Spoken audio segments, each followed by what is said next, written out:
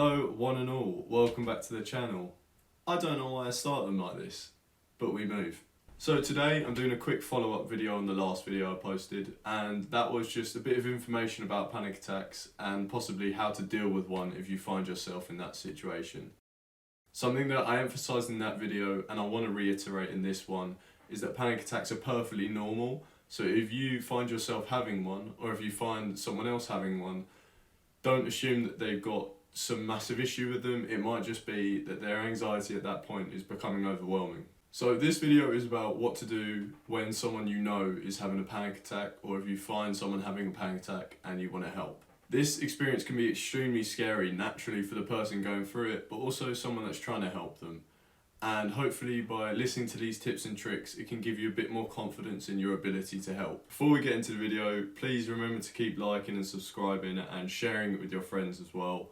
I really do want to expand this channel so I can help more people and start to normalise this kind of conversation.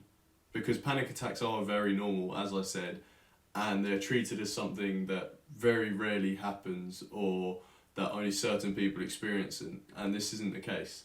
So the first aspect of panic attacks that I want to talk about is the fact that the person going through this panic attack is naturally very worked up and very stimulated. And to counter this, effectively what you want to do is try and remain calm and collected. This is probably one of the most important things you can do whilst trying to help someone, because if they're experiencing so much anxiety, they don't want anything else stimulating them more.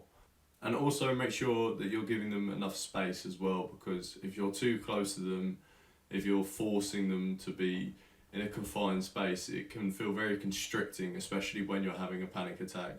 So give them enough space, but also make sure they know you're there for them. So in terms of what to say, I think it does vary on the situation and your relationship with that person. But first of all, I want to say that if someone is having a panic attack, they're not going to be able to rationalise what they're thinking in that moment. So talking about their anxiety and what's been causing it is probably not the best thing to do. It's likely just going to evoke a stronger reaction and make them panic even more. The more important thing you want to be focusing on is trying to give them the tools to calm down, because effectively they're the one that needs to control their physical reactions to this anxiety and eventually get to a point where they can process their thoughts correctly.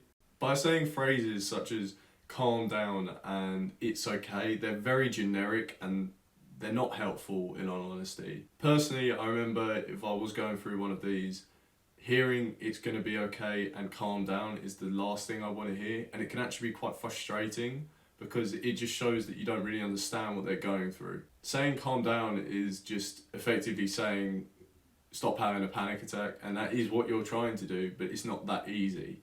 And saying it's okay is probably less frustrating to hear, and it can be quite comforting coming from the right person, but it also can be a bit patronising and irritating in a way, because it doesn't feel like everything's going to be okay in that moment, and you don't want to hear that your thoughts are invalid. You just want to have those tools to calm down, and then you can talk about those kind of things.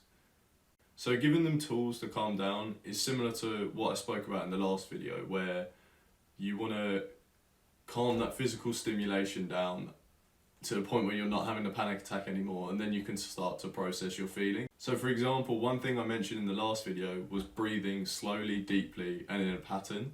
And that's something you can do and help someone with when they're having a panic attack. You can get them to breathe with you, for example.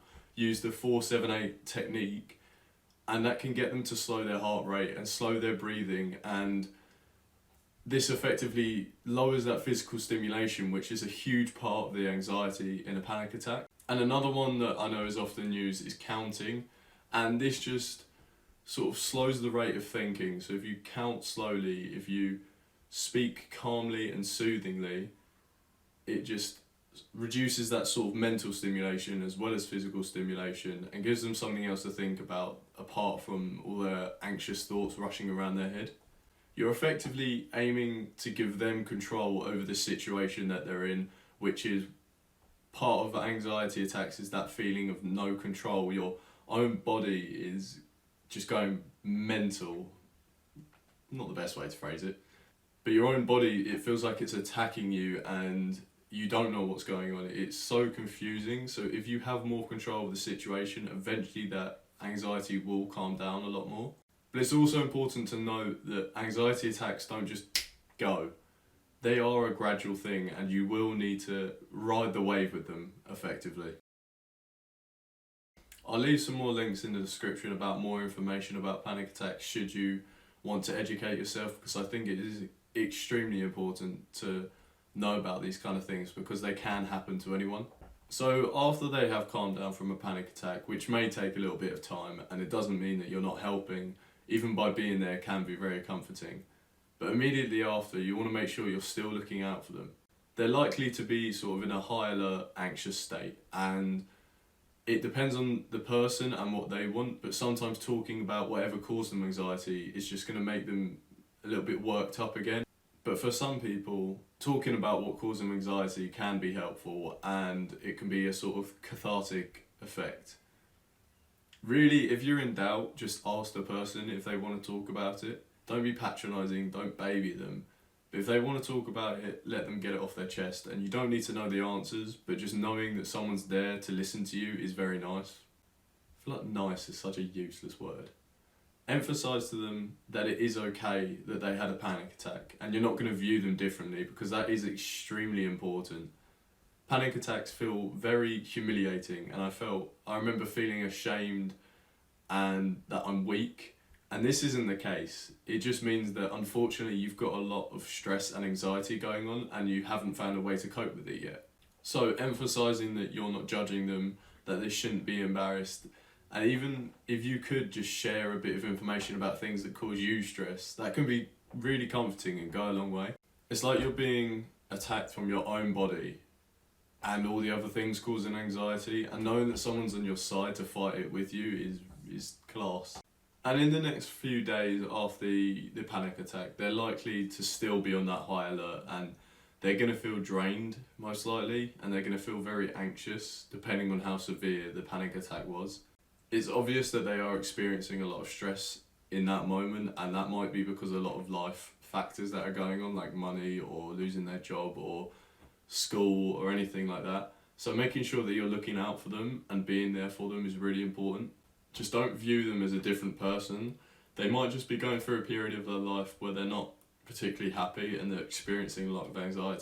But it's also important, I say important a lot, but it is important that you don't baby them. When you are going through mental health issues, you don't want to be isolated as someone with issues and someone that needs constant support, because that might not be the case. It might just be the case that you are struggling with certain aspects of your life, whether it's your social life or your education or your work or anything like that, and you might just need extra support in those particular areas. But it doesn't mean everything they do they need a helping hand.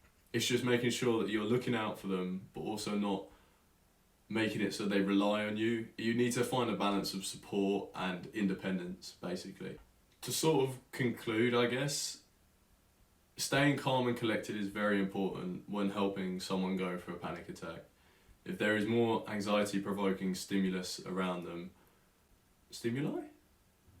then it's likely going to make it a lot worse. So remaining calm, whether you speak calmly or just sit with them quietly, that's okay. And also when it comes to talking to them, making sure you're actually giving them the tools to calm down rather than just making generic statements. And then in the next few days or the next few hours, just looking out for them, because they're probably going to be on high alert and it's likely they're experiencing a lot of stress in that moment. So just looking out for them, making sure you're not treating them like they have these massive severe issues, because it might just be they're going through a period of a lot of stress. Anyway, I think I'll leave it at that. I will leave some links below about more information about panic attacks, because again, it's something that we should normalise and should start talking about. But I hope you've all enjoyed. I feel like I've just sort of been lecturing on this video. Anyway, hope you have enjoyed. That's all from me. See you later, lads.